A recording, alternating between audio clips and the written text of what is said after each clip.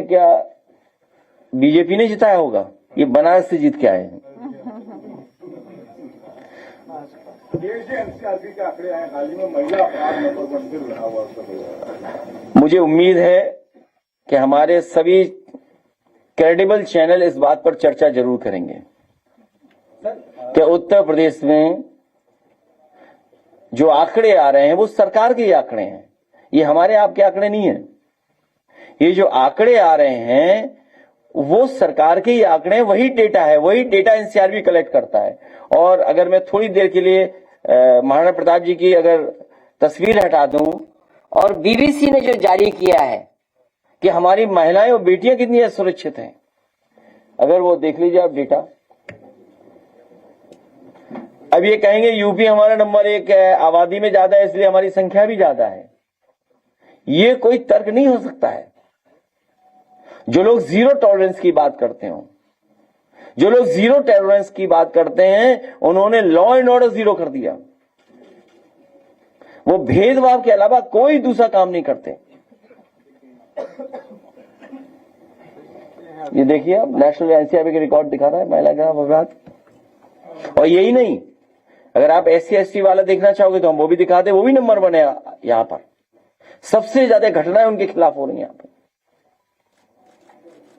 लेकिन आपके चैनल चलाते ही नहीं है। 12 से पहले सर आपने चलाया, मैं जरूर देखूंगा। 12 से पहले आपने क्रांति रथ यात्रा निकाली थी, क्या 27 से पहले का कुछ तरह का काम? मैं कोई कार्यक्रम बताऊंगा नहीं आपको। हमारी तैयारी चल रही है। अखिलेश जी, तमिलनाडु में जो सिंगल लार्जेस्ट पार्टी है उसको अभी तक गवर्नमेंट फॉर्म करने के लिए गवर्नर ने कॉल नहीं किया है।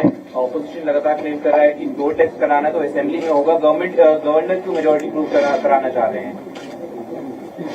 सूची देख चुके। मेरी जानकारी में नहीं है, मैं कोई इलेक्शन फॉलो नहीं कर रहा हूं, केवल यूपी देख रहा हूं और बंगाल में जो हुआ है उस पर नजर रखे हुआ हूं।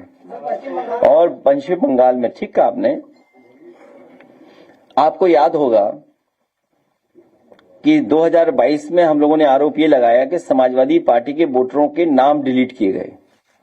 जब लोग पहुंचे वोट डालने तो पता लगा उनका वोट ही नहीं है वहां पर, और कई लोगों को इधर उधर दूसरे बूथों पे जाना पड़ा।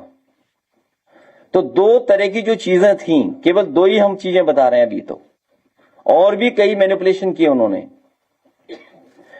एक मैनिपुलेशन किया उन्होंने कि हमारे 2019 में जिन लोगों ने वोट डाला था, जब 2022 में वो वोट डालने गए उनके नाम ही नहीं थे वहां पर, उनका वोट डिलीट कर दिया गया था। जब ये आरोप इलेक्शन कमीशन पे लगाया तो उन्होंने हम पे नोटिस दिया। नोटिस के जवाब में हम लोगों ने एफिडेविट के साथ जवाब दिया। तो जब एफिडेविट के साथ जवाब दिया, एक भी किसी अधिकारी पर कार्रवाई नहीं हुई। उसी काम को बेहतर तरीके से करने के लिए SIR लेकर के आ गए, लोगों को परेशान करने के लिए SIR लेकर के आ गए।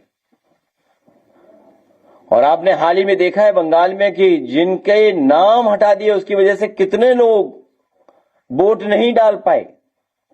वो आखिरकार किसका सॉफ्टवेयर था जिसमें एरर दिखाया गया और जिसकी वजह से बड़े पैमाने पर लोग वोट डालने से रह गए।